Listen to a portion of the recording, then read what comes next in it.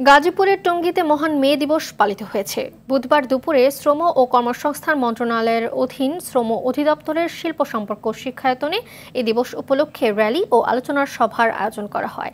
এ সময় যুব ও ক্রীড়া মন্ত্রণালয় সম্পর্কিত সংসদীয় স্থায়ী কমিটির সভাপতি আলহাজ মোহাম্মদ জাহিদ আহসান রাসেল, গাজীপুর উন্নয়ন কর্তৃপক্ষের চেয়ারম্যান ও গাজীপুর মহানগর আওয়ামী লীগের সভাপতি আলহাজ অ্যাডভোকেট মোহাম্মদ আজমতুল্লাহ খান, শ্রম ও কর্মসংস্থান মন্ত্রণালয় সম্পর্কিত সংসদীয় স্থায়ী কমিটির সদস্য শামসুন নাহার, জেলা প্রশাসক আবুল ফাতে মোহাম্মদ শফিকুল ইসলাম সহ অনেকেই উপস্থিত ছিলেন।